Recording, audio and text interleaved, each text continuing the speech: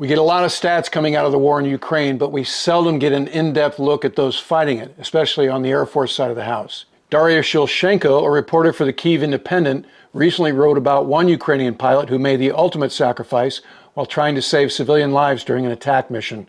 Danylo Murashko's parents had a kindergarten class photo with him dressed as a pilot on their kitchen refrigerator, and every time his mother asked him what he wanted to be when he grew up, he would point to that photo.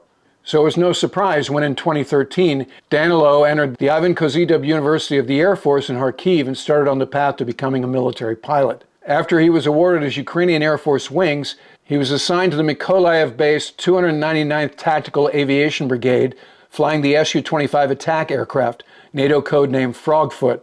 And that's where he was when Russia launched its full-scale invasion of Ukraine on February 24, 2022.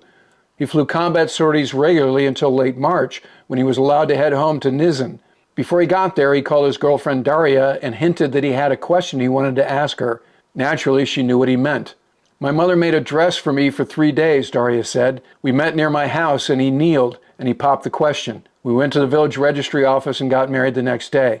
But their happiness was short-lived. Early the next morning, Danylo returned to his aviation brigade on the front line, and the hostile skies overhead the Donbass. Daria didn't see her husband again until the following August, when he returned to Nizhyn to celebrate his 24th birthday. It turned out to be a huge party, and during the short period he was home, he also attended a soldier's funeral. "He just sat at his grave and cried," Daria said.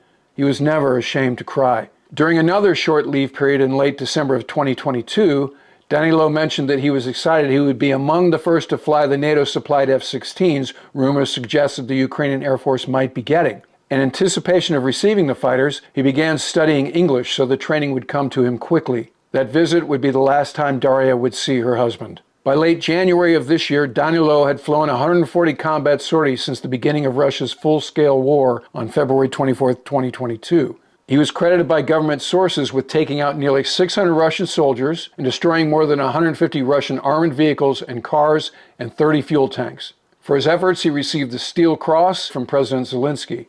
On January 27th, the normally upbeat young pilot was moping around the squadron ready room, complaining that he hadn't flown for days. His commanding officer, Lieutenant Colonel Rostislav Lazarenko, joked that a grouchy Danylo wasn't good for anybody and added him to the flight schedule as his wingman for a combat mission later that day.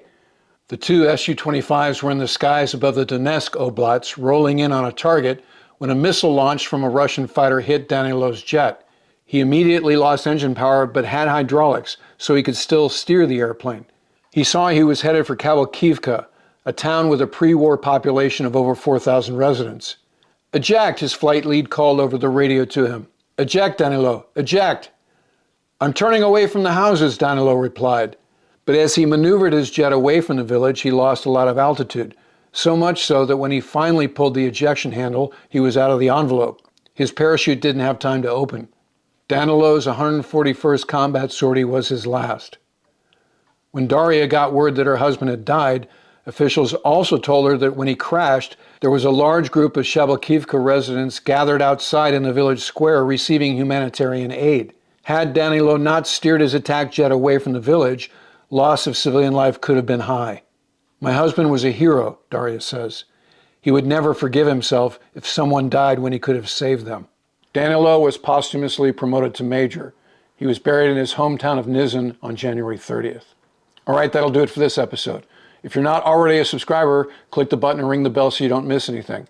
If you'd like to help support the channel, please consider using the super thanks, the heart icon below, or become a patron at patreon.com/WardCarroll.